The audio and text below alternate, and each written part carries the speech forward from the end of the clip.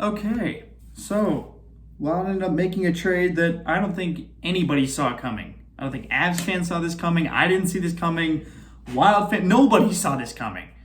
It's a 1-to-1 trade where Colorado ends up getting Nico Sturm and Minnesota gets Tyson Jost. In a trade deadline buildup that had been kind of lackluster and kind of boring for mostly everybody, except for the Avs, because they also made a deal the day before to acquire Josh Manson. Now they make this one today.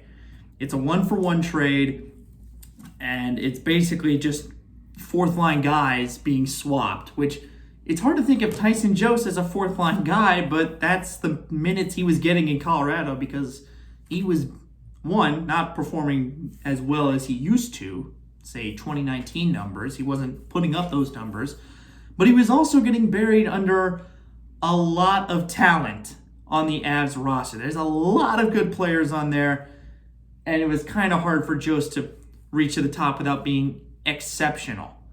So that's probably why they made this trade. That and Colorado wanted to get bigger. Jost is kind of a smaller guy. Nico Sturm is 6'3", 209 pounds.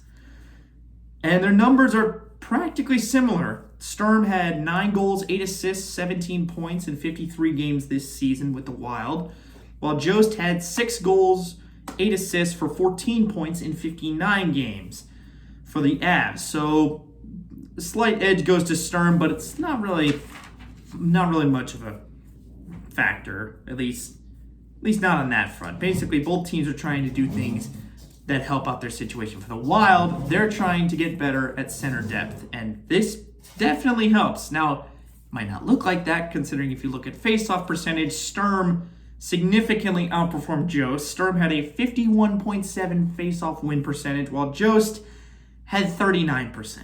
So that doesn't look good, but the hope is that Tyson Jost, which I didn't realize until looking this up, is only 24, and maybe he just needs a change of scenery just to actually get him back on track. Nico Sturm is 27, and he'll be an unrestricted free agent next year.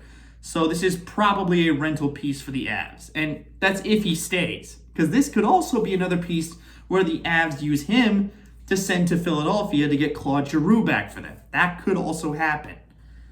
I mean, I'm willing to bet that's why they made the move. They get more cap space to work with because Nico Sturm's contract only $725,000 and he's a UFA next season.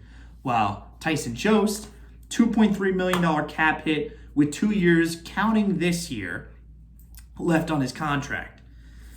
So it's a 1-for-1 trade, and both fan bases are sad to see him go because I liked Sturm, considering the fact that whenever Kaprizov wasn't able to get a goal for the Wild when they were struggling or sluggish, it would always seem to be that fourth line. It always seemed to be Duhaime, Bukestad, and Sturm that would always find a way to liven up the crowd or score a big goal, and Sturm did that.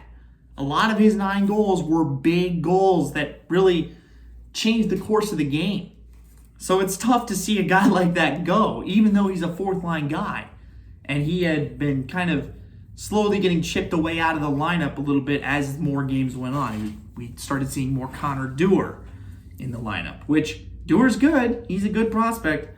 Sturm is also good too, though.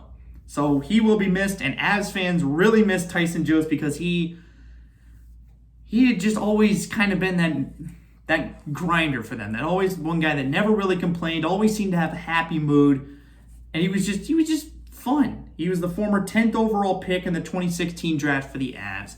They tried to give him top 6 minutes for as much of the time as they could. It never really seemed to pan out, at least not since 2019. It hasn't.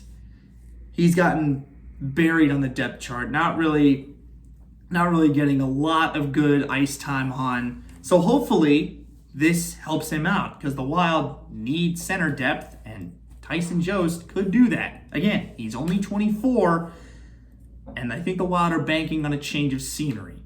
We're not really, as much as Sturm was good, we're not really losing much with Nico Sturm because it's only a fourth line guy. And Connor Dewar had plugged in for him pretty well anyway.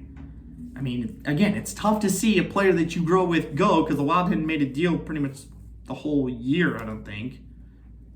At least not in the regular season. So that team had kind of grown pretty close. And Of course, it's miniature Nick Bukestad, so it's tough to see him go. But Sturm is going to be a good player for whatever team he ends up on. If he stays with the Avs, he's going to be good for them on the fourth line. If he gets shipped out to Philly, he'll be one of their better players because Philly is bad. Like, very bad. I honestly hope he doesn't get shipped to Philly. I hope the Avs find another way to bring in Claude Giroux, but this kind of seems like writing on the wall for Nico Sturm. I hope it doesn't end up that way, but we'll see where it goes. I think it's an overall good trade for both these teams. I think both teams got what they were looking for. The Avs get more cap space and more ways to possibly either bring in Giroux or get a big fourth line guy to go into the playoffs with. So it works. And it is going to be weird seeing Tyson Jost in a Wild jersey. That just, I don't know. Tyson Jost always seemed like one of those players that just be like connected with the Avs for a long time. So it is going to be weird seeing that. But he should play tomorrow night in Boston. That's the plan, at least. Nico Sturm's not playing tonight, I don't think, for the Avs because they just made this trade. But it'll be interesting to see. It'll be interesting because this trade shocked everybody. I don't think anybody was really expecting this to happen. Nobody was expecting Tyson Jost to really, well, some were. But nobody for the Wild was expecting Nico Sturm to go the other way. And I think many Tyson Jost advocates basically said, nah, he's going to stay. They're going to work out his kinks and stuff. They're going to make sure he's fine. And then he gets dealt today. So I think it's a good trade for both teams. I think both teams get good pieces out of this. They get help for the playoffs. And of course, both fan bases are going to say, yeah, this is a Guerin W or this is a Sakic W or whatever. I've looked at the Instagram post. It's pretty much split down the middle 50-50. So this is a good trade for both teams. It'll be interesting to see how it pans out. I really hope Tyson Jost bounces back and the change of scenery helps him, because imagine we get 2019 Tyson Jost. Oh my God. That would be huge. But again, I will be back on Wednesday, which is tomorrow. I'll be back tomorrow for the Boston Bruins game, the second of the 9-game homestand, which will now feature Tyson Jost in the lineup. I don't know if he's going to be fourth line. Probably not. We'll see what Everson does. We'll see what he does. But yeah, as always, like, subscribe. I'll keep posting these about the Wild all throughout the rest of the season, probably next season too. Maybe even some more stuff. Who knows? But as always, I will see you guys in the next one. Peace.